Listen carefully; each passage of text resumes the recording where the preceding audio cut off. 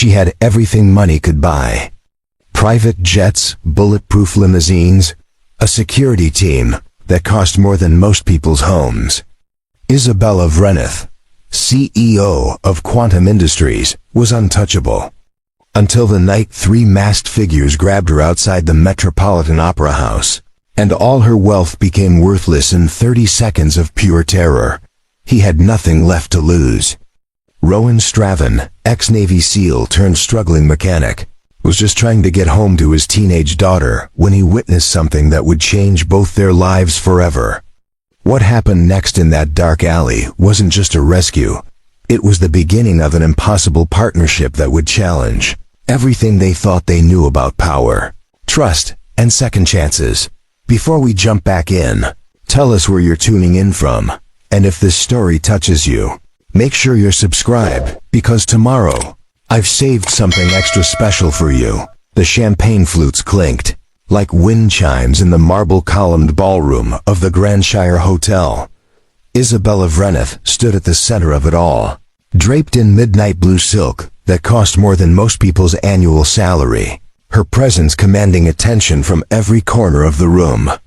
At 34, she was the youngest CEO in Quantum Industries' 60-year history, a woman who had transformed a failing tech company into a global powerhouse worth $12 billion. Tonight's charity gala was her territory. 500 of the city's most influential figures had gathered to bid on art pieces and write checks with more zeros than most people saw in a lifetime. Isabella moved through the crowd like a shark through water, elegant, predatory, and absolutely in control. The Moreau Foundation will receive $2.7 million tonight, whispered her assistant, Vesha Mornell, as she approached with updates on the silent auction. The board will be thrilled. Isabella nodded, her emerald eyes scanning the room with practiced efficiency. She had built her empire on reading people, on knowing exactly who wanted what and how much they were willing to pay for it. Her company's quantum computing systems powered everything from financial markets to space exploration, and she had personally negotiated every major contract that put them there. But power, Isabella had learned, was a double-edged sword. The higher you climbed, the more people wanted to see you fall. She excused herself from a conversation with the mayor and stepped onto the Va Hotel's private terrace, needing a moment away from the carefully orchestrated chaos inside. The cool October air felt good against her skin, and for just a moment, she allowed herself to breathe without performing. That's when she noticed them. Three figures in dark clothing lingered near the service entrance, their positions too strategic to be coincidental. Years of corporate warfare had taught Isabella to trust her instincts, and right now, every alarm bell in her head was screaming. She reached for her phone to call security, but before she could dial, a hand clamped over her mouth from behind. "Don't make a sound," a voice hissed in her ear. "Walk to the van nice and easy." Isabella's mind raced. Her security team was inside, believing she was safe among 500 witnesses. Her bulletproof car was parked in the VIP section, useless now. All her wealth, all her power, all her carefully constructed defenses had just evaporated in 3 seconds. The man holding her was strong, professionally trained. She could smell cigarettes and cheap cologne, could feel the calluses on his hands. This wasn't random. This was planned, precise, and very, very expensive. They forced her down a narrow alley behind the hotel, away from the main street where her security detail waited. The van sat there like a predator, its engine running, back doors open and waiting. Isabella's legs felt like lead, but she forced herself to move, forced herself to think. She had survived hostile takeover attempts, boardroom coups, and assassination attempts on her character. But this was different. This was her life, not just her career, hanging in the balance. "Faster," one of the men growled, shoving her forward. She stumbled in her heels, her mind calculating distances, escape routes, anything that might give her an advantage. But there were 3 of them, all armed, all clearly experienced. The lead man reached for the van's back doors, And Isabella knew with crystal clarity that once she got inside that vehicle, Isabella Vreneth would cease to exist. She would become a commodity, a negotiating chip, a problem to be solved by someone else's terms. For the first time in her adult life, all her money meant nothing. All her connections were useless. All her carefully built walls had crumbled, leaving her exposed and helpless in a dark alley with three men who saw her as nothing more than a payday. The irony wasn't lost on her. She had spent years acquiring everything she thought would make her untouchable, only to discover that touch was exactly what she needed most. As they reached the van, one of the men spoke into a radio. Package secured. Moving to secondary location. Package. That's what she had become. A thing to be moved, stored, and delivered. Isabella closed her eyes and did something she hadn't done since she was 12 years old and her father had lost the family business to bankruptcy. She prayed. Not to any particular deity, but to the universe itself, to chance, to whatever force might be listening in that moment. She prayed for a miracle. The van doors gaped open, like a mouth ready to swallow her whole. The lead man's hand was on her shoulder, pushing her toward her fate. In 10 seconds, she would be inside. In 10 minutes, she would be gone. 9 seconds, 8 seconds, 7 seconds. And then everything changed. The first call came at 11:47 p.m. Vesha Mornell had been standing by the coat check, wondering why Isabella hadn't returned from her phone call, when she noticed the earpiece worn by the head of security crackling with urgent whispers. The man's face went pale, then rigid with professional focus. "Code black," he murmured into his wrist microphone. "Initiate lockdown protocol." Within minutes, the Grandshire Hotel transformed from an elegant charity gala into a crime scene. Guests were politely but firmly asked to remain in the ballroom while security swept every floor, every room, every possible hiding place. The mayor's security detail coordinated with hotel management. Police sirens wailed in the distance, growing closer, but Isabella Vreneth had vanished. The security footage told a story that made everyone's blood run cold. Cameras showed Isabella stepping onto the terrace at 11:23 p.m. They showed her checking her phone, taking a breath of fresh air, and then nothing. The camera covering the service entrance had been disabled 30 minutes earlier. The alley behind the hotel had been a blind spot by design, meant to preserve the privacy of VIP guests. Detective Lorik Venrith arrived on scene within 20 minutes, his seasoned eyes taking in details that others missed. 23 years on the force had taught him that when billionaires disappeared, it was never simple. Money brought complications, enemies, and motives that ordinary people couldn't fathom. "Any demands yet?" he asked the lead security officer. Nothing. No calls, no messages, no contact at all. That worried Venrith more than a ransom demand would have. Professional kidnappings usually involved immediate contact, establishing terms and timelines.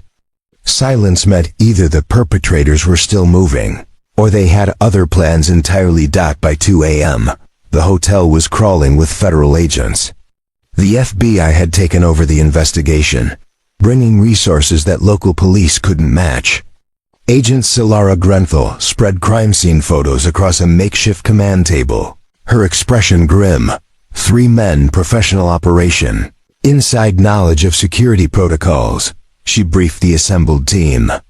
They knew exactly when and where to strike. This wasn't opportunistic. Someone paid good money for this. The guest list was a who's who of potential enemies. Corporate rivals who had lost billions in deals to Isabella's company. Foreign governments who had been outbid on military contracts. Investors who had been pushed out during hostile takeovers. The list of people with motives to hurt Isabella Vreneth could fill a phone book, but motives weren't leads. The van had been found abandoned in an industrial district 30 miles away, completely sanitized. No fingerprints, no DNA, no surveillance cameras in the area. It was as if Isabella had simply vanished into thin air. Vesha sat in the hotel lobby, her evening gown wrinkled and her makeup smeared from crying. She fielded calls from board members, investors, and media outlets, all demanding answers she didn't have. Quantum Industries' stock price had already begun to plummet in after-hours trading. Without Isabella's leadership, the company's future looked uncertain. She built everything herself, Vesha told Detective Venrith during her interview. No family, no close personal relationships, just the company. If something happens to her, thousands of people lose their jobs.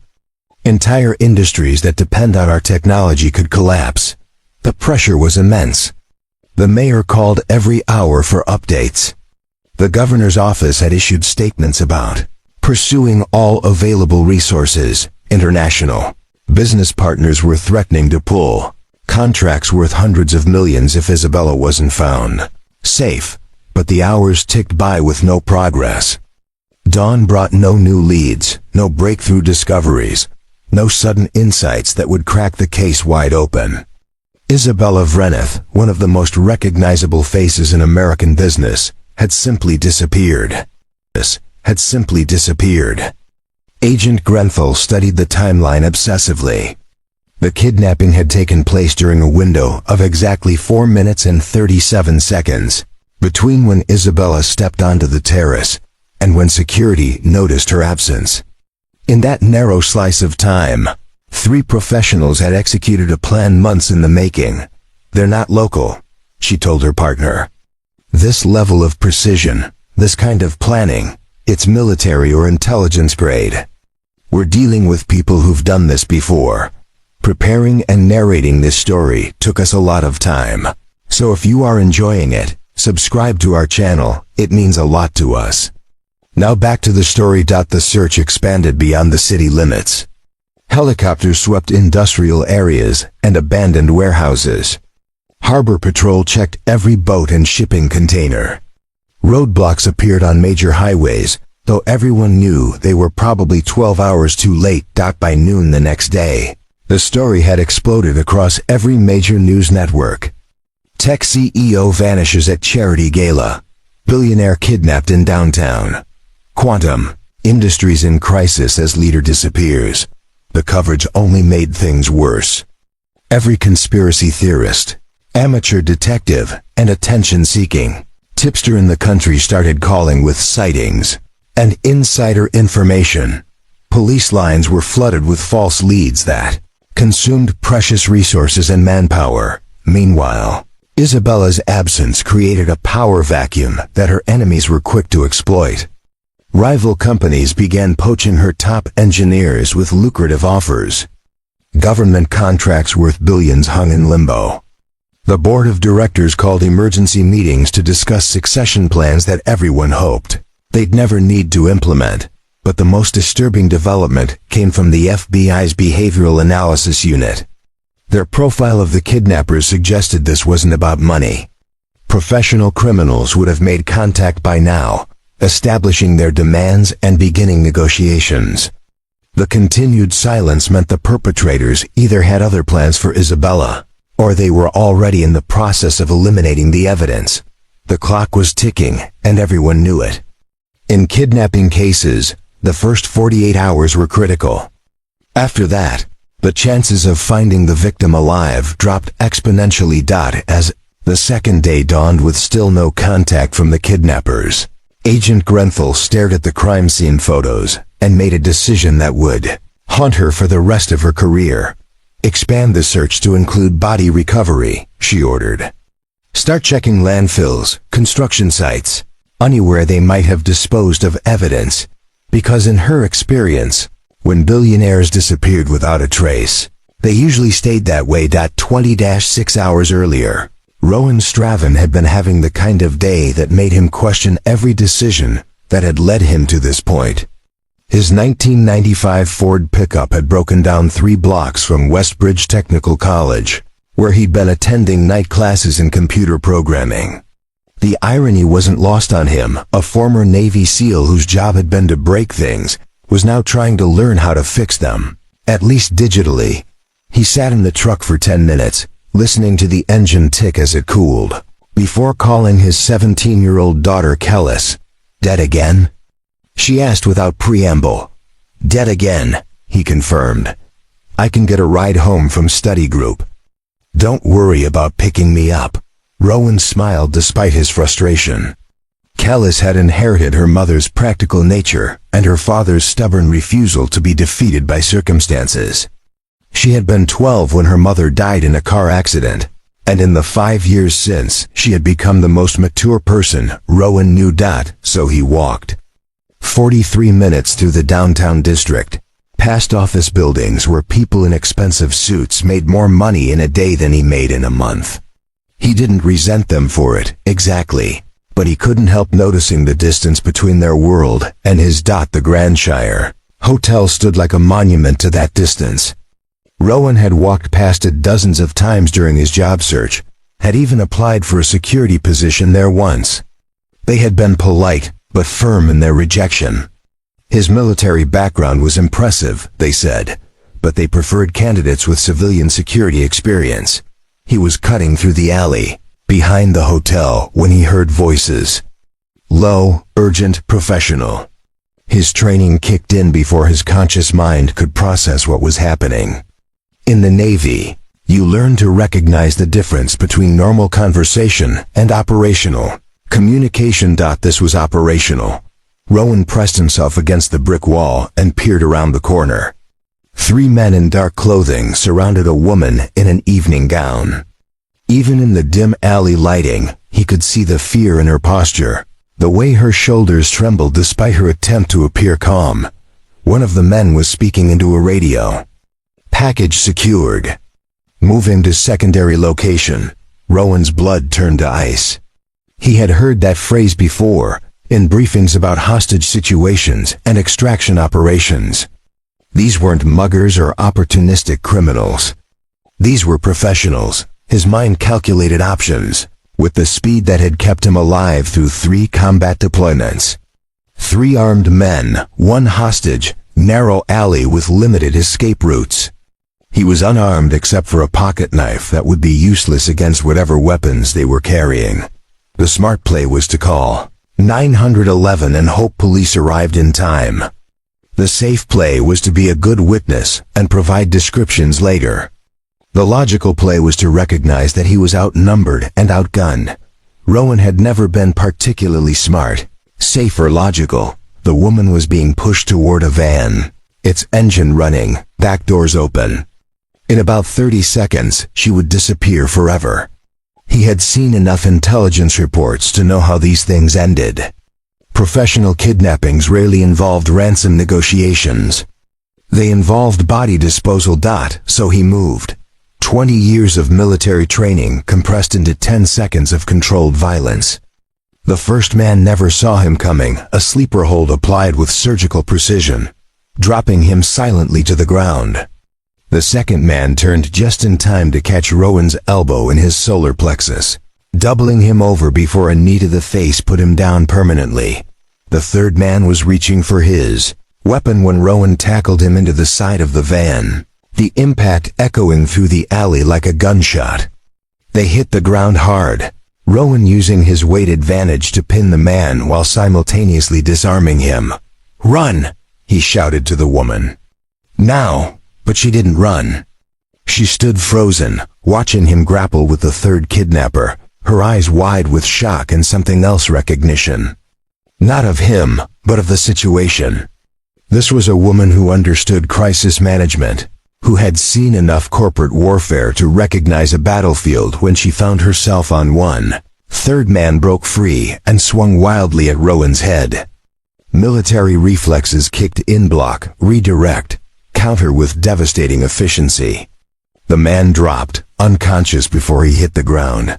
Rowan stood breathing hard, adrenaline coursing through his system like electricity. Around him, 3 professional kidnappers lay motionless in various states of unconsciousness. The whole fight had lasted less than 2 minutes. He turned to the woman, expecting gratitude, or tears, or hysteria. Instead, she was studying him with the kind of analytical intensity usually reserved for business negotiations. "Are you hurt?" he asked. She shook her head, still staring at him. You're military, former Navy. Are you SEAL? It wasn't a question. Rowan nodded. Double quotes. Thank you, she said simply. Then, after a pause, I'm Isabella Vreneth. Even Rowan, who rarely paid attention to business news, recognized the name. Quantum Industries. Billionaire CEO. One of the most powerful women in the country. And he had just saved her life in a dirty alley behind a fancy hotel. We should call the police, he said. Already done. She held up her phone. They're en route. Sirens wailed in the distance, growing closer. Within minutes, the alley would be crawling with police, FBI, and reporters. Rowan's quiet life was about to become very complicated. Mr. Straven, Isabella said. And he wondered how she had learned his name so quickly. I owe you a debt that I can never fully repay. You don't owe me anything. Anyone would have. No, she interrupted, her voice carrying the authority of someone used to being heard. Not anyone. Not like that. Not with that skill, and certainly not with that courage. The police cars rounded the corner, their lights painting the alley in red and blue strobes. Isabella stepped closer to him, close enough that he could smell her perfume beneath the scent of fear and adrenaline. I'm going to make you an offer, she said quietly. Something that will change your life and your daughter's life forever. But first, we need to get through this. As Detective Venrith approached with his notebook out and his questions ready, Rowan realized that his quiet existence had just ended. Whether he wanted it or not, he had just stepped into Isabella Vreneth's world. And from the look in her eyes, she had no intention of letting him step back out. The police station buzzed with activity that felt more like a war room than a precinct. FBI agents huddled around laptops, analyzing security footage frame by frame. Detective Venrith had commandeered the largest interview room for what had become an impromptu command center. And at the center of it all sat Rowan Straven, looking like he'd rather be anywhere else in the world. Walk me through it one more time, Agent Grenthal said, her pen poised over a legal pad already covered with notes. You were walking home from where? You were walking home from where? Westbridge Technical College. Night classes in computer programming. And you decided to cut through the alley because? Shorter route. I walk it twice a week. Rowan's answers were precise, military in their brevity. He had given the same account 4 times already, to 4 different investigators, and his story never varied by so much as a word. Agent Grenthal had interviewed hundreds of witnesses over her career, and she had never seen anyone more reluctant to be called a hero. 3 armed professionals, she continued. Military-grade equipment, coordinated operation, and you took them down barehanded. They weren't expecting resistance. Still, the level of skill required. I did what needed to be done. Agent Grenthal exchanged glances with Detective Venrith. They had Rowan's military records, or at least the parts that weren't classified. 8 years active duty, 3 combat deployments, multiple commendations for valor. The man sitting across from them was a certified weapon, but he wore it like an old coat he'd forgotten he was wearing. Isabella sat in an adjacent conference room, fielding calls from board members and crisis management teams. Through the glass partition, Rowan could see her pacing, gesturing, taking control of a situation that had threatened to destroy everything she'd built. She had traded her torn evening gown for a crisp business suit that someone from her office had delivered, transforming back into the corporate powerhouse the world expected her to be. But every few minutes, she would glance through the glass at him, and Rowan could see something in her eyes that had nothing to do with business. Mr. Straven, Detective Venrith said, setting down his coffee mug with deliberate care. We need to discuss your security going forward. My security? These men were professionals. High-end operation, sophisticated planning. Someone paid a lot of money to take Ms. Vreneth, and you just cost them their investment. They might not be happy about that. Rowan had considered this possibility during the long hours of questioning. Military thinking had taught him to anticipate consequences, to plan for retribution. But he had a daughter to think about, a life to protect. What are you suggesting? Protective custody. Safe house until we can determine who ordered the kidnapping and whether they pose an ongoing threat. For how long? Could be weeks. Could be months. Rowan thought about Callus, probably asleep at home right now, unaware that her father had just appended their carefully ordered existence. She had a scholarship interview next week for a summer engineering program. She had friends' routines, a life that didn't include hiding from professional criminals. "I'll take my chances," he said. "Mr. Straven." I said no. The conversation was interrupted by a knock on the door. Isabella entered without waiting for permission, her presence immediately changing the dynamics of the room. She looked at the assembled investigators with the kind of calm authority that came from running board meetings and merger negotiations. "Gentlemen, I need a moment alone with Mr. Straven." Agent Grenfell started to protest, but Isabella's expression suggested that arguing would be futile. The investigators filed out reluctantly, leaving Rowan alone with the woman whose life he had saved. Isabella took the seat across from him, studying his face with the same intensity she had shown in the alley. "They want to put you in protective custody," I declined. "Because of your daughter." It wasn't a question. Rowan wondered again how she seemed to know so much about his life. "Among other reasons." Isabella leaned forward, her voice dropping to nearly a whisper. "The men who tried to take me tonight, they're not going to just disappear. Someone paid them, someone with enough resources to hire the best. And now you've interfered with their plans. I understand the risks, do you?" Her eyes flashed. "Because I don't think you understand who you're dealing with. I don't think you comprehend the level of danger you've just invited into your life." Rowan met her gaze steadily. "I've been in danger before.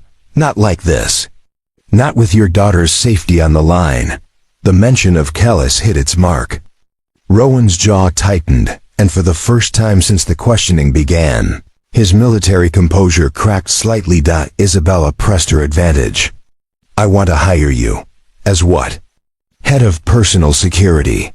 Full-time position, competitive salary, comprehensive benefits package." She paused. "Including protection for your daughter."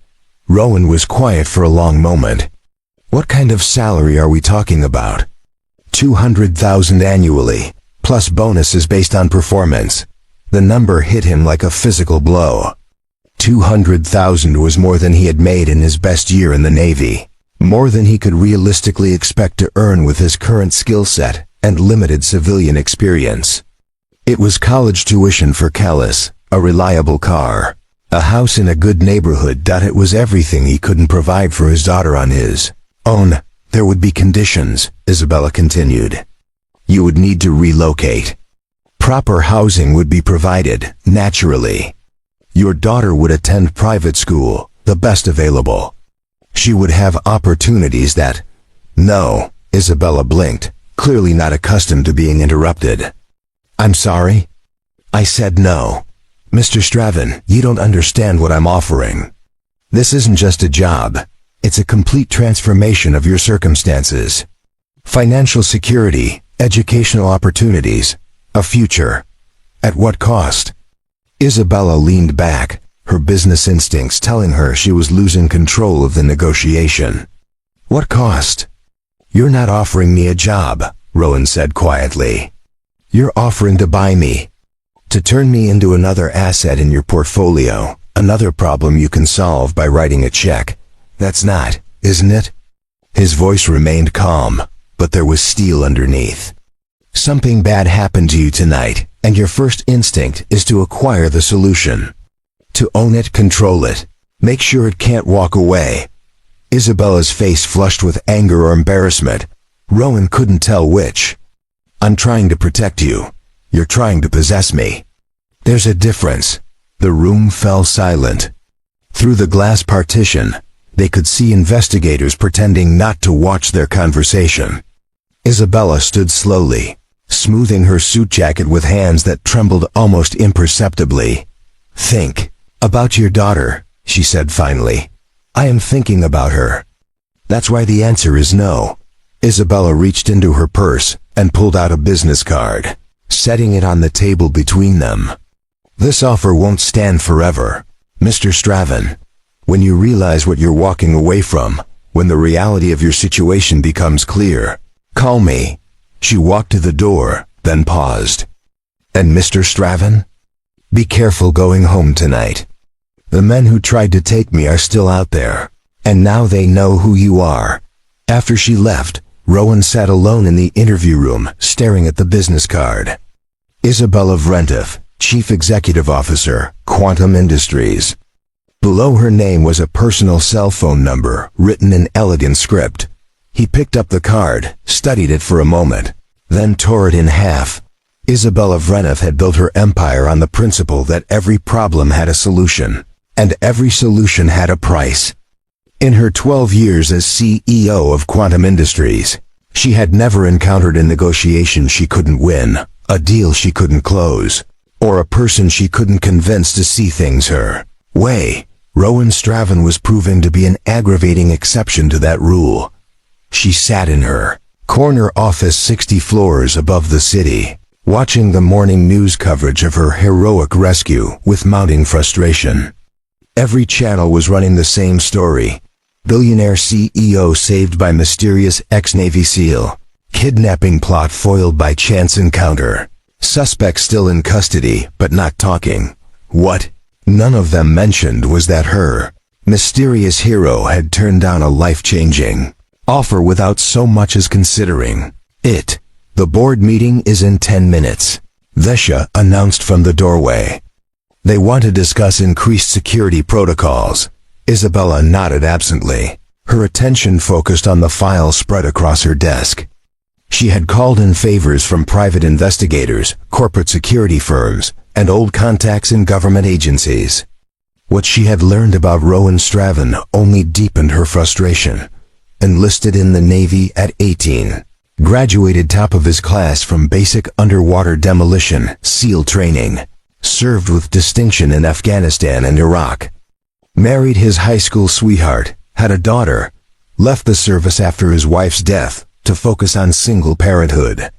Currently worked part-time as a maintenance supervisor at a shipping warehouse while attending night school for computer programming. On paper, he was exactly what she had assumed. A man struggling to make ends meet, raising a daughter on his own, facing a future limited by his lack of civilian credentials. The kind of person who should have jumped at the opportunity she offered. But the psychological profile painted a different picture. Multiple commendations for refusing to abandon wounded teammates under fire.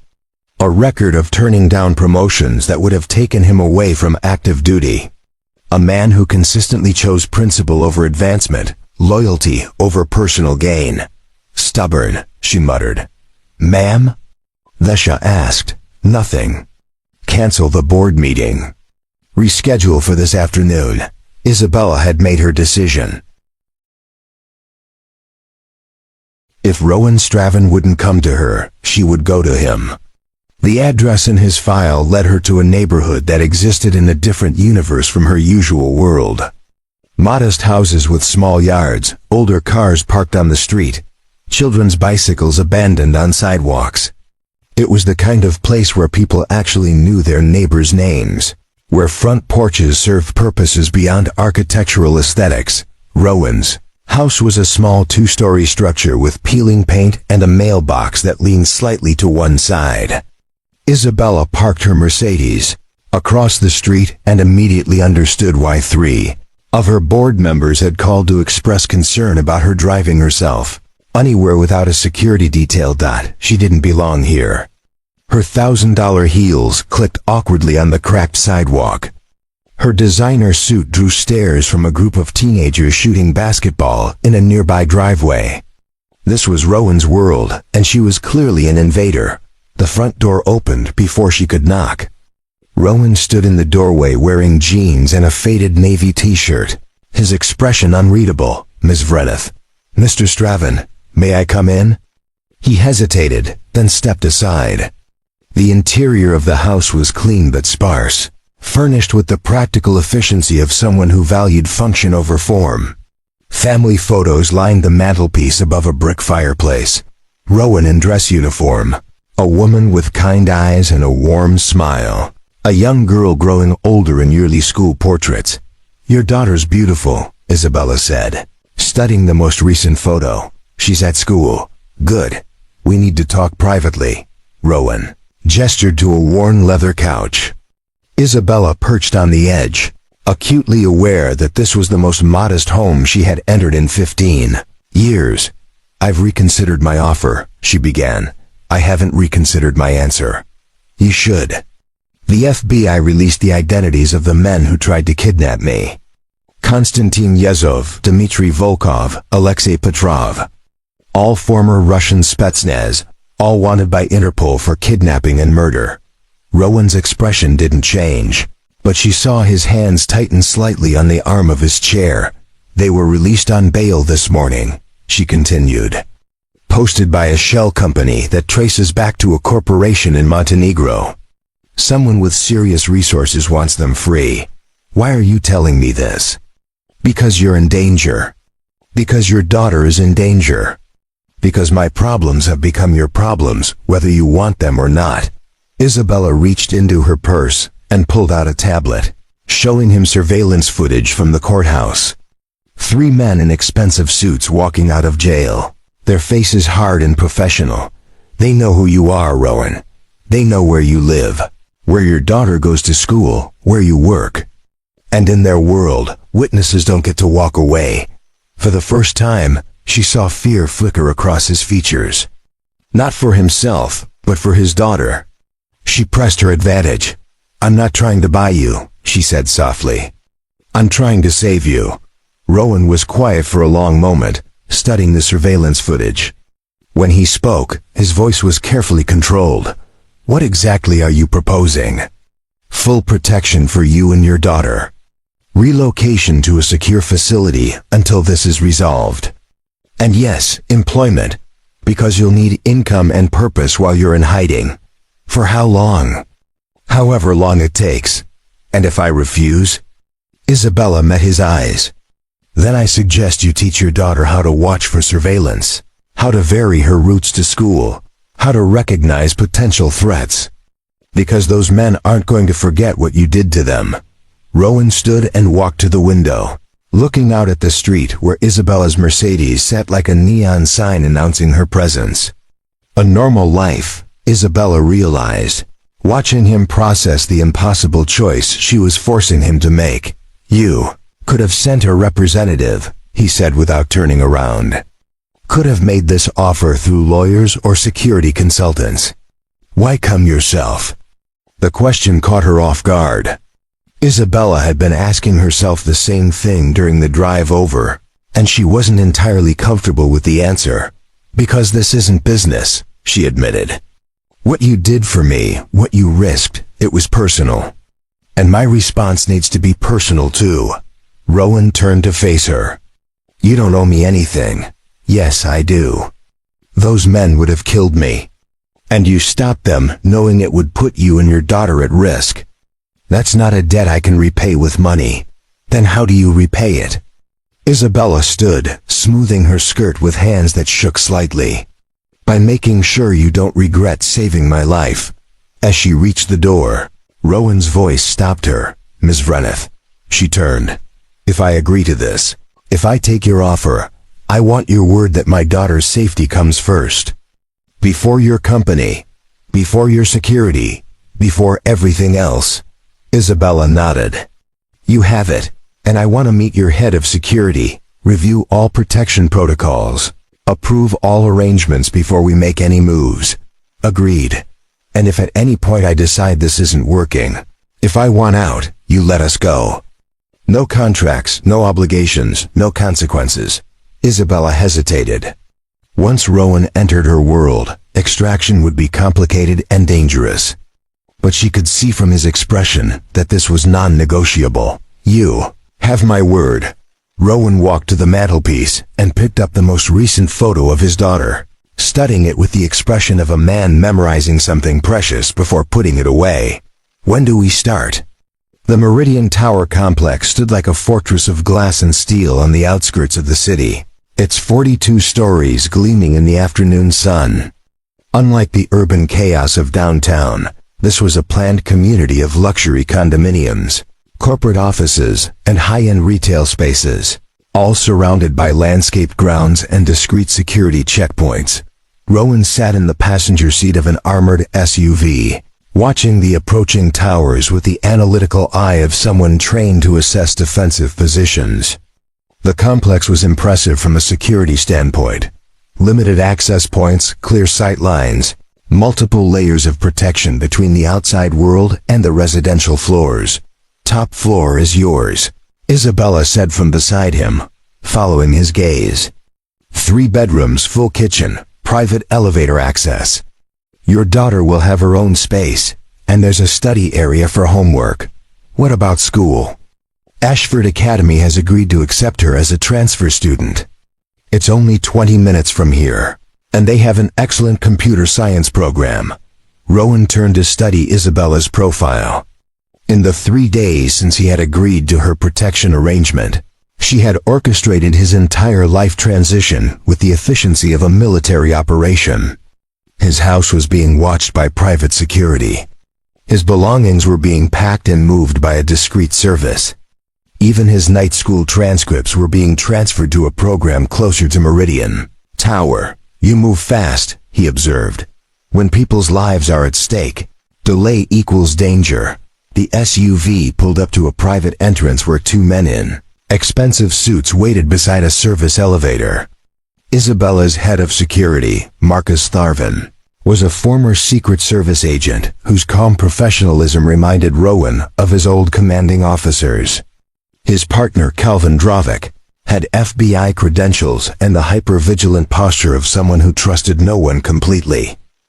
"Perimeter is secure," Tharvin reported as they exited the vehicle.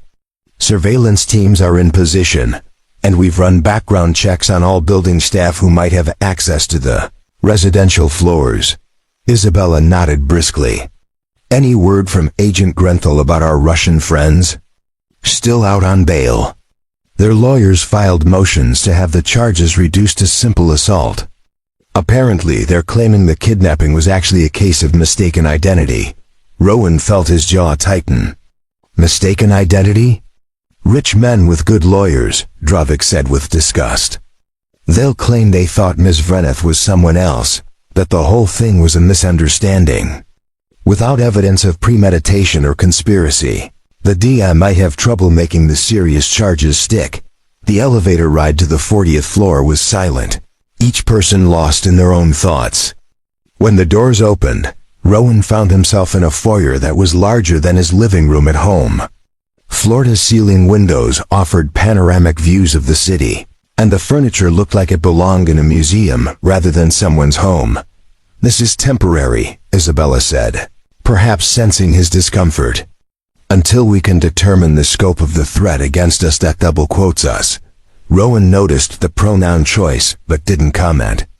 Instead, he walked to the windows and studied the view, automatically cataloging escape routes and potential sniper positions. "Force of habit," he said when he realized Isabella was watching him. "Good habits. That's why you're here." Tharvin cleared his throat. "If I may, sir, I'd like to review our security protocols with you. Your military background means you understand threat assessment better than most civilians." For the next hour, they discussed contingencies and procedures with the thoroughness of a military briefing. Rowan found himself impressed by the level of planning Isabella's team had implemented. Every detail had been considered, from emergency evacuation routes to communication protocols in case of separation. "What about my daughter?" Rowan asked. "What happens when she's at school, with friends, living her life?" "Discreet protection," Isabella replied. "She never see them, never know they're there, but trained professionals will be watching. For how long?" "However long it takes." "However long it takes." The answer was unsatisfying, but Rowan understood the reality of their situation. Professional criminals didn't operate on convenient timelines, and Isabella's wealth made her a permanent target for people who saw kidnapping as a lucrative business model. That evening, Callis arrived with 2 suitcases and the bewildered expression of a teenager whose life had just been upended without explanation. Rowan had told her only that his involvement in stopping the crime had created security concerns, and that they needed to stay somewhere safe until the situation was resolved. "This is temporary," he assured her as she explored the apartment's multiple bedrooms. "Dad, this place probably costs more per month than you make in a year. It's not about money.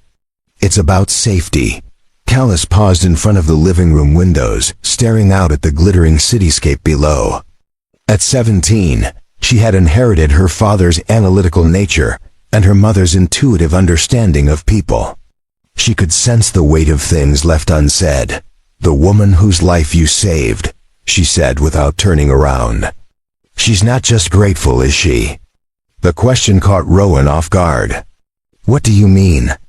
"I mean, normal people say thank you and move on with their lives. They don't relocate their rescuer to a luxury apartment and hire professional bodyguards." She turned to face him. "So either the threat is a lot worse than you're telling me, or there's something else going on." Before Rowan could answer, there was a soft knock at the door. He checked the security monitor and saw Isabella standing in the hallway, no longer wearing her business suit. Instead, she had on jeans and a simple sweater, looking younger and somehow more vulnerable than he had seen her before. "Ms. Vreneth," he said, opening the door. "Isabella, please. And I hope you don't mind the intrusion, but I wanted to check on your settling in." Her eyes moved past him to where Callis stood in the living room. "And I wanted to meet your daughter properly." Callis approached with the polite wariness of a teenager meeting an adult whose importance she could sense but not quite understand. "You must be Isabella. Dad told me what happened. Some of what happened," Isabella replied with a slight smile. "Your father is modest about his heroics." They talked for nearly an hour, and Rowan found himself watching Isabella with growing surprise. Away from boardrooms and business negotiations, she was different. Still intelligent and commanding, but warmer, more natural. She asked Callis about her interests, her school plans, her goals, with the genuine curiosity of someone who actually cared about the answers. When Isabella finally left, Callis turned to her father with an expression he couldn't quite read. "She's not what I expected," she said. "What did you expect?" "Someone colder, more corporate. Someone who saw people as assets instead of individuals." Callis paused. "But she looks at you like you matter. Not like an employee or a business arrangement, but like a person she actually cares about." Rowan felt something twist in his chest, an emotion he wasn't ready to examine. "She's grateful for what happened. That's all." "Dad," Callis's voice was gentle but firm. "I'm 17, not 7. I know the difference between gratitude and something else." Later that night, as Callis settled into her new bedroom, Rowan stood at the living room window staring out at the city lights. His phone buzzed with a text message from Isabella. "Thank you for letting me meet her properly. She's remarkable, just like her father." He stared at the message for a long moment before typing back, "She gets that from her mother." The response came immediately. "No, she gets her strength from you." Rowan set the phone aside and tried to focus on the practical aspects of their situation. Security protocols to memorize, threat assessments to review, a new job to learn. But Isabella's words echoed in his mind, and he found himself thinking about the way she had looked at Callis, the genuine warmth in her voice when she spoke about their temporary living arrangement. This was supposed to be business. Protection and employment in exchange for loyalty and service. But somewhere in the space between professional obligation and personal gratitude, something else was growing, something that made their temporary arrangement feel increasingly permanent, and their professional relationship seem like a foundation for something much more complicated. 3 weeks into their new arrangement, Rowan had established a routine, that balanced his security duties with the surreal luxury of their temporary life. He woke at 0500 for PT in the building's private gym, reviewed overnight security reports over coffee, and briefed Isabella's protection detail before she left for the office. Evenings were spent helping Kellis with homework and trying to pretend that living in a penthouse apartment was normal. It was during one of these evening homework sessions that everything changed. Isabella had arrived home later than usual, her typically immaculate appearance showing signs of strain. Her jacket was wrinkled, her hair slightly disheveled, and there was a tightness around her eyes that spoke of difficult decisions and long meetings. Hostile takeover attempt, she explained when Rowan asked if everything was all right. Blackwater Consortium has been buying up shares through shell companies for months. They made their move today. Kellis looked up from her calculus textbook. How hostile are we talking? Isabella managed a tired smile. The kind where they try to remove me as CEO and strip the company for parts. Can they do that? Kellis asked. If they acquire enough voting shares, yes. They can do whatever they want. Rowan watched Isabella pour herself a glass of wine with hands that shook almost imperceptibly. He had seen enough combat stress to recognize someone operating on adrenaline and caffeine, pushing through exhaustion by sheer force of will. When's the last time you ate? He asked. Isabella paused, wine glass halfway to her lips. I had coffee this morning. That's not food. I'll order something later. No, Rowan said, standing up. You'll eat now. He moved to the kitchen and began pulling ingredients from the refrigerator. Cooking had been one of the skills he'd learned out of necessity after his wife's death, and over the years it had become something approaching competence. You don't have to, Isabella began.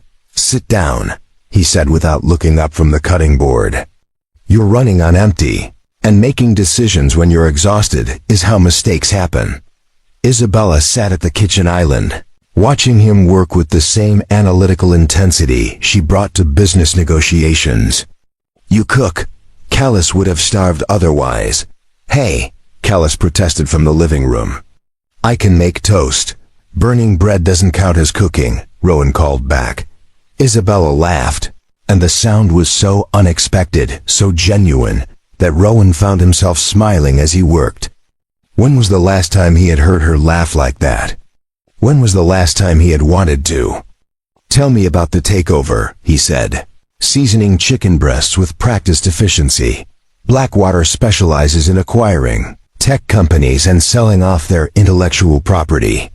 They don't care about employees, innovation, or long-term growth. They want our quantum computing patents so they can license them to the highest bidder. How do you stop them? Isabella was quiet for a moment, watching him slice vegetables with military precision. Find the white knight investor with deeper pockets. Convince the board that fighting is worth the cost. Or find some other way to make the company too expensive to acquire. Other way? Poison pill strategies, golden parachutes, regulatory challenges. She sighed. All legal, all expensive, and all potentially destructive to the company's long-term health. Rowan set a plate in front of her, and Isabella stared at it with surprise. Grilled chicken with herbs, roasted vegetables, and wild rice that actually looked like something from a restaurant. Where did you learn to cook like this? YouTube and desperation. She took a bite and her eyes widened. This is incredible. It's chicken and vegetables. It's perfect.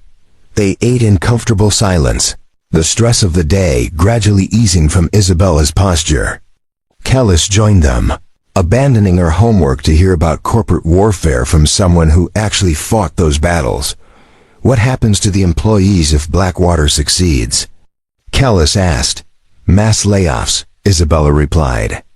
They'll keep maybe 20% of the current workforce, mostly engineers and sales staff. Everyone else becomes redundant. That's horrible.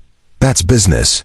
Rowan watched Isabella's expression as she spoke about her employees, saw the weight of responsibility she carried for thousands of families who depended on the company for their livelihoods. It was the same expression he had seen on the faces of military commanders who knew their decisions would determine who came home and who didn't. After dinner, Callis retreated to her room to finish homework, leaving Rowan and Isabella alone with their coffee and the awkward intimacy of shared vulnerability. "I didn't thank you," Isabella said quietly. "For dinner? For staying? For bringing Callis here? For disrupting your life to accommodate my problems?" She paused. "For caring about more than just the paycheck." Rowan was quiet for a moment. "Is that what you think this is about? Money, isn't it? If it was about money, I would have taken your first offer. 200,000 would have solved a lot of problems." Isabella studied his face. "Then what is it about? Then what is it about?" The question hung in the air between them, loaded with implications neither of them was ready to address directly.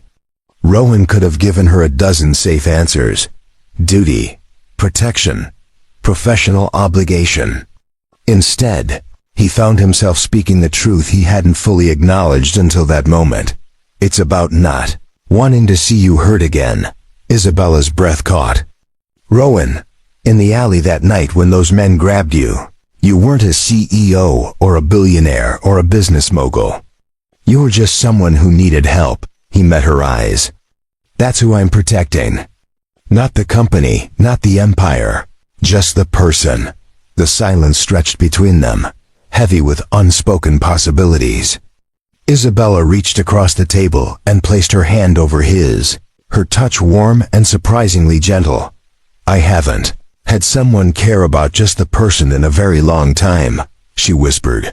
"That's not my fault." She laughed softly. "No, it's not. But it makes this complicated. This?" Isabella gestured at the space between them. "Whatever this is becoming." Before Rowan could respond, his phone buzzed with an emergency alert from the security system. He checked the message and felt his blood turn cold. "We need to go, now." "What's wrong?" "Perimeter breach at your office building. 3 men matching the description of our Russian friends were spotted in the parking garage 15 minutes ago." Isabella paled. "They're going after the company. They're going after you. The office is where you spend most of your time, where you're most predictable." Rowan was already moving, checking his weapon and calling for backup. "Tharvin, I need immediate response teams at Quantum Industries. Potential hostile contact." As they prepared to leave, Isabella caught his arm. "Rowan, if something happens to me, nothing's going to happen to you. But if it does, I need you to know that these past few weeks, having you and Callis here, it's been the most normal I've felt in years." He looked at her then, really looked, and saw past the executive armor to the woman underneath. Vulnerable, frightened, but trusting him with her life in a way that went beyond any employment contract. "Nothing's going to happen to you," he repeated. "I won't let it." But as they descended toward the parking garage and the waiting security team, Rowan couldn't shake the feeling that their peaceful interlude was ending, and that whatever came next would test both their professional arrangement and the growing personal connection neither of them was ready to name. The attack came at 2:47 a.m. on a Tuesday, swift and professional, and designed to send a message that no amount of security could guarantee safety. Rowan woke to the sound of his phone buzzing with urgent alerts from the building's security system. Before he was fully conscious, military training had him reaching for the weapon he kept in the nightstand drawer, his mind automatically shifting into combat mode. "Callis," he called quietly, moving toward her bedroom. "Wake up. We need to move." His daughter was already sitting up in bed, alert and frightened. "What's happening?" "Security breach." "Get dressed, grab your go-bag. Meet me in the hallway in 60 seconds. They had practiced this scenario multiple times, but Rowan had hoped they would never need to implement it. As Callis quickly gathered her emergency supplies, he moved to Isabella's suite and found her already awake, standing by the window in a silk robe, her phone pressed to her ear. "I don't care what it costs," she was saying. I want every available security contractor in the city protecting our people. Rowan approached carefully, not wanting to startle her. Isabella, we need to go. She turned, and he saw something in her expression that made his stomach clench with dread. They didn't come here, she said quietly. They went after the company. What do you mean? Quantum Industries. Someone set off explosive devices in 3 different locations simultaneously. The server rooms, the research lab, and the executive conference room. Her voice was eerily calm, the kind of calm that preceded either complete breakdown or dangerous action. Preliminary estimates suggest the damage will cost somewhere between $50 and $100 million to repair. Rowan felt the pieces clicking together in his mind. This wasn't random destruction. This was strategic. Blackwater Consortium issued a statement 20 minutes ago. They're concerned about the company's ability to maintain security protocols and protect valuable intellectual property. They're calling for an emergency board meeting to discuss leadership changes. The takeover. They orchestrated this. Paid our Russian friends to create exactly the kind of crisis that would justify removing me as CEO. Isabella's hands clenched into fists. They're using my own security concerns against me. Marcus Tharvin appeared in the doorway, his expression grim. Ma'am, we need to relocate immediately. Intelligence suggests this was phase 1 of a coordinated operation. Phase 1 of what? Rowan asked. The building security team found evidence of surveillance equipment installed in the parking garage. Someone's been monitoring our movements for weeks, learning our patterns. Tharvin's voice was tight with professional anger. They know when you come and go, what routes you take, how our security operates. Isabella moved to her bedroom to dress, her movements sharp and efficient. When she emerged 5 minutes later in dark jeans and a tactical jacket, she looked like someone preparing for war. Where are we going? Kellis asked as they gathered in the foyer. Safe house in the mountains, Tharvin replied. Completely off-grid, no electronic signatures, no predictable access patterns. As they waited for the armored vehicles to arrive, Isabella pulled Rowan aside. I need you to know that this isn't what I intended when I asked you to work for me. What do you mean? I meant to protect you and Kalis, not drag you deeper into my war. Her voice was quiet but intense. Blackwater isn't just trying to acquire my company. They're trying to destroy everything I've built, everyone who matters to me, including us. Especially you. They know that taking you away from me weakens my position, makes me more vulnerable to pressure. Rowan understood immediately. By accepting Isabella's protection, he had made himself a target. By growing closer to her, he had become a weapon that could be used against her. We can leave, he said. Take Kellis somewhere safe. Let you handle this business problem without worrying about us. Isabella's response was immediate and fierce. No, Isabella, no, she repeated. I won't let them drive you away. I won't let them take away the only good thing that's happened to me in years. The admission hung between them, raw and honest. Before Rowan could respond, Tharvin signaled that their vehicles had arrived. The safe house was a fortified cabin nestled in dense woods 2 hours outside the city. Solar panels provided off-grid power, satellite dishes maintained encrypted communications, and motion sensors created an invisible perimeter around the property. It was the kind of place where people disappeared when they needed to become ghosts. For 3 days, they lived in a state of suspended animation. Isabella conducted business through encrypted video calls, coordinating legal challenges to Blackwater's takeover attempt while managing the crisis at her damaged facilities. Rowan maintained security protocols and tried to keep Kellis occupied with online classes and books, but the isolation and constant threat assessment was wearing on everyone. I'm tired of being afraid, Kellis announced on their 4th evening, looking up from her laptop where she had been working on college application essays. I'm tired of living like we're criminals hiding from the law. Isabella paused in her review of legal documents. I know this is hard. It's not hard, it's insane, Kellis continued. We're hiding in the woods because some business executives hired criminals to blow up your building.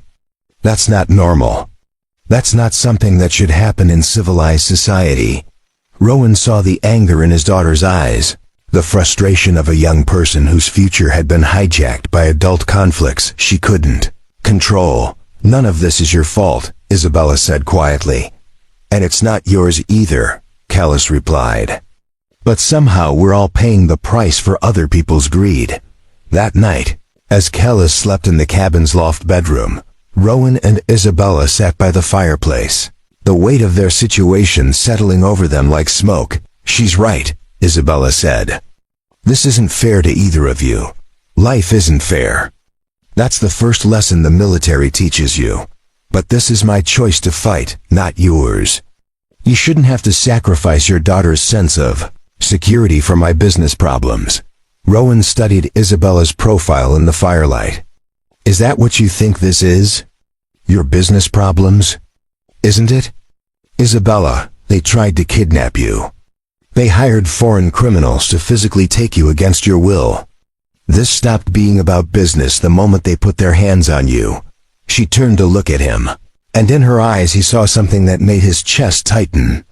Trust, gratitude, and something deeper that neither of them had been willing to name. I don't know how to do this, she whispered. Do what? Let someone else fight for me. Let someone else take risks for my sake, her voice caught. Let someone else matter more than the company. Rowan reached for her hand, covering her fingers with his own. You don't fight alone anymore. Rowan, whatever comes next, whatever Blackwater does, whatever those Russian criminals plan, we handle it together. You, me, and Kellis. That's our team now. Isabella looked at their joined hands, then back at his face. That sounds like more than a professional arrangement. Sounds like more than a professional arrangement. It is more than a professional arrangement. The admission settled between them like a promise, changing the fundamental nature of everything they had built together. But before either could explore what that meant, Rowan's phone buzzed with an emergency alert. Motion sensors had detected vehicles approaching the safe house. Multiple contacts, moving with tactical precision through the forest. Their war had found them. Even here, Rowan's training kicked in before conscious thought could interfere. Lights out, he commanded, moving swiftly to extinguish the fireplace while Isabella killed the electrical power to the cabin. Within seconds, they were operating in complete darkness. The safe house transformed from a refuge into a tactical position. Kellis, he called softly toward the loft. Down here now. His daughter appeared at the top of the stairs, fully dressed and carrying her emergency pack. She had inherited more than her mother's intuition. She had absorbed her father's preparedness through years of observation. How many? Isabella asked, her voice steady despite the circumstances. Rowan checked his tactical display. 6 vehicles, approximately 20 personnel. They're surrounding the perimeter, cutting off all escape routes. Through the cabin's reinforced windows, he could see flashlight beams moving through the trees like predatory eyes. These weren't local law enforcement or federal agents conducting a legal operation. The movement patterns were too coordinated, too militaristic. Blackwater? Isabella asked. Has to be. The Russians alone wouldn't have this kind of manpower. Tharvan's voice crackled through their encrypted radio system. Command, this is Overwatch. I'm in position on the ridge with Calvin. We count 22 hostiles, full tactical gear, military-grade weapons. This isn't a capture operation. They're equipped for elimination. The implication hit Rowan like a physical blow. Blackwater had decided that Isabella was too dangerous to merely remove from her company. They wanted her permanently out of the picture, along with anyone who might complicate their narrative. Options? He asked Tharvan, limited. They have us surrounded, but the terrain favors defense if we can hold our position. Problem is, they're not interested in a siege. Thermal imaging shows they're preparing for assault. Isabella moved to the weapons cache they had hoped never to need. What's our realistic chance of fighting our way out? Rowan didn't sugarcoat the assessment. Against 22 professionals with superior numbers and equipment? Maybe 15%. And if we surrender? 0% survival probability. Callus looked between them, her young face pale but determined. So we fight? No, Rowan said immediately. You're not fighting anything, Dad. This isn't negotiable. Isabella was studying the tactical display with the same intensity she brought to corporate strategy sessions. There's another option, she said quietly. Rowan saw the direction of her thinking and immediately rejected it. No, you don't know what I'm going to suggest. You're going to suggest surrendering yourself to draw them away from us.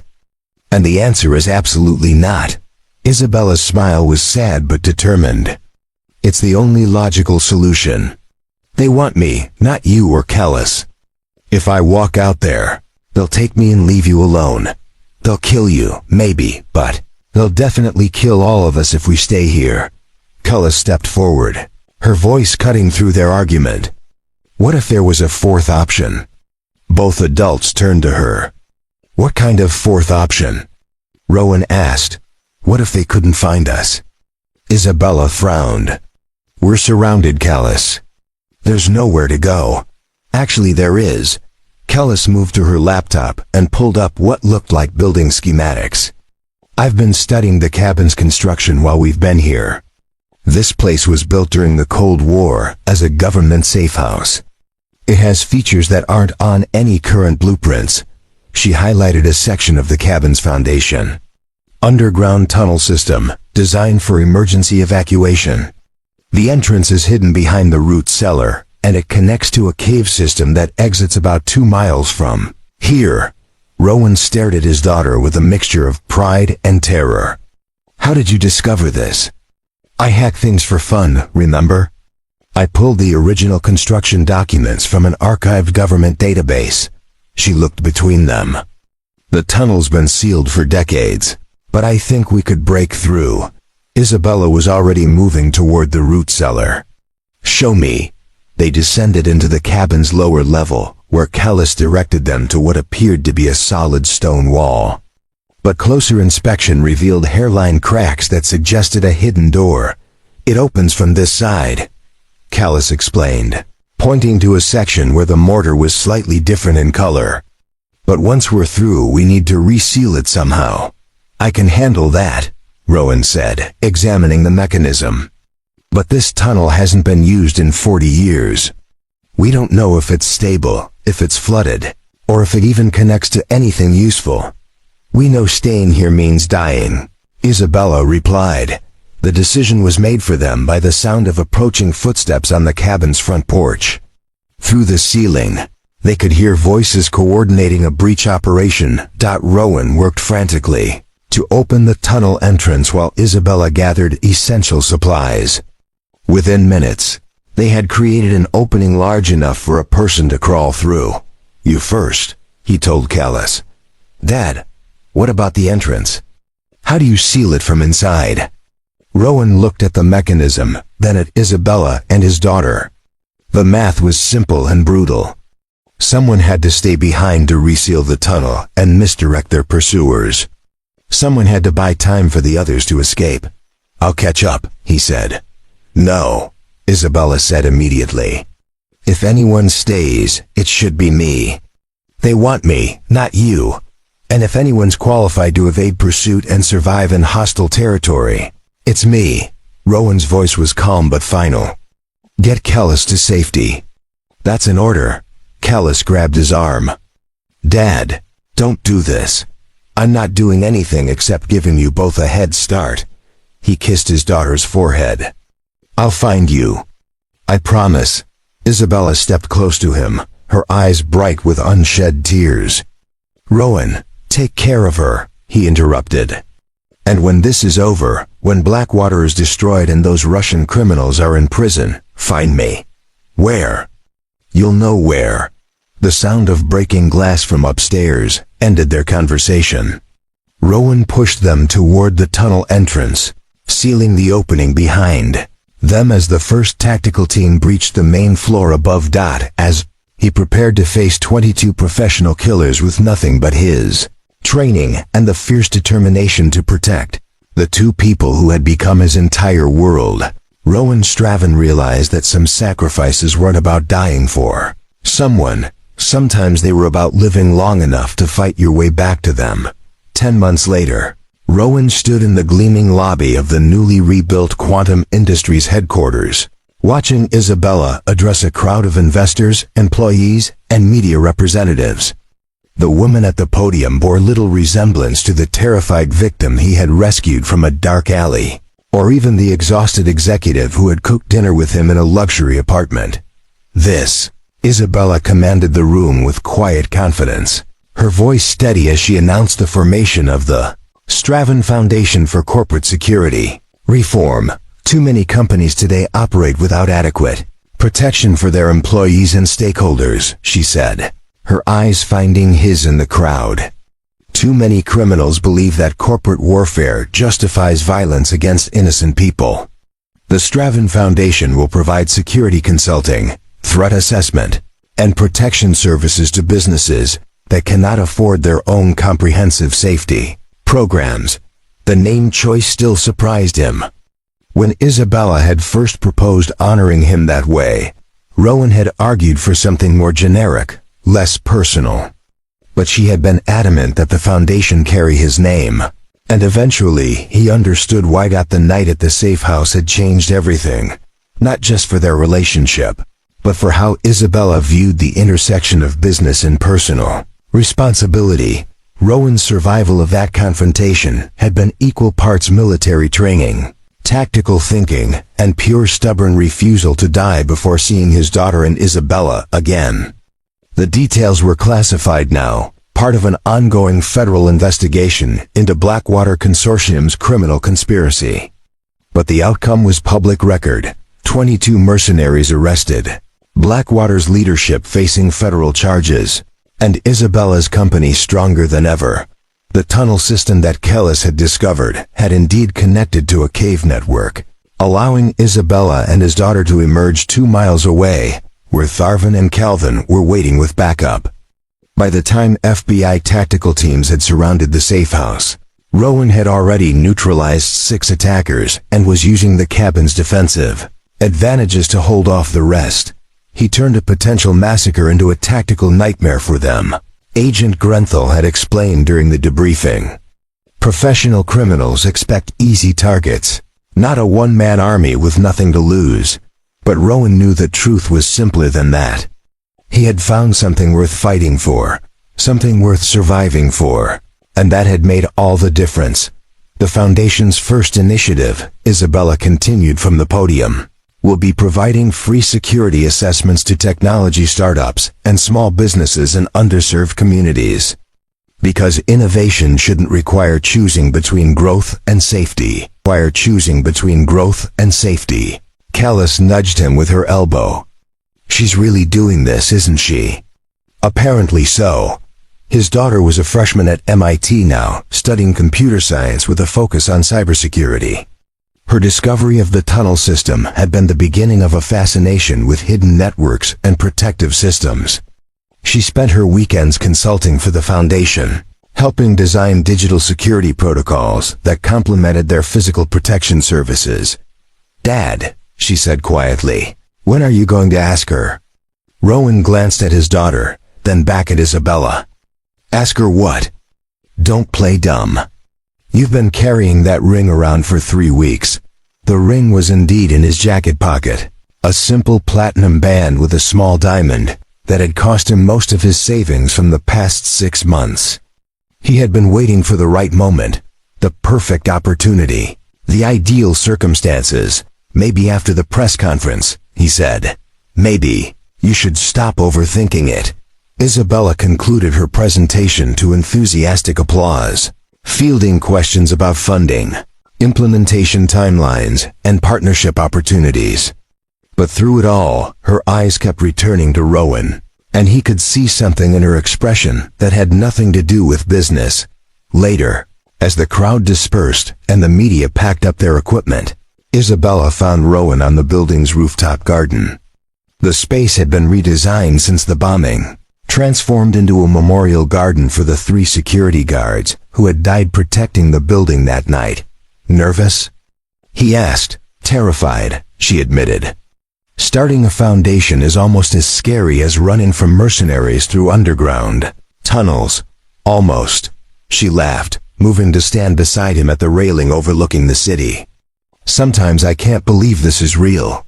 6 months ago, I was so focused on protecting what I had built that I nearly lost everything. Now I'm giving away millions to help other people protect what they're building. You're not giving it away. You're investing in something bigger. Isabella turned to study his profile. Is that what you think this is? An investment? I think this is you becoming the person you were always meant to be. The words hung between them, heavy with meaning. Isabella reached for his hand, their fingers intertwining with the easy familiarity of 2 people who had learned to trust each other. Completely. Rowan, she said softly, I need to tell you something. What? I love you. Not because you saved my life, not because you protected my company, but because you saw something in me worth saving when I couldn't see it. Myself. Rowan felt the ring box pressing against his ribs through his jacket pocket. All his careful planning, all his waiting for the perfect moment, suddenly seemed ridiculous. Isabella, he said, turning to face her fully. Yes? Instead of retrieving the ring, instead of dropping to one knee, instead of delivering the speech he had practiced, Rowan simply cupped her face in his hands and spoke the truth. Marry me. Her smile was radiant, transformative, the kind of smile that made everything else fade into background noise. Yes, just like that. Just like that. As they kissed overlooking the city they had both learned to call home, Rowan reflected on the strange journey that had brought them together. A random act of violence had introduced them, mutual necessity had bound them, and shared adversity had forged them into something unbreakable. But it was love, quiet and steady, and earned through 1,000 small choices, that would sustain them for whatever came next. The Straven Foundation would go on to protect hundreds of businesses and thousands of employees over the coming years. Isabella would transform from a corporate titan into a philanthropist whose work saved lives on a scale that dwarfed her previous achievements. And Rowan would continue doing what he had always done, protecting the people who mattered, one life at a time. Because sometimes the greatest legacy isn't what you build for yourself, but what you build for others to inherit. Up next, you've got 2 more standout stories right on your screen. If this one hit the mark, you won't want to pass these up. Just click and check them out. And don't forget to subscribe and turn on the notification bell, so you don't miss any upload from us.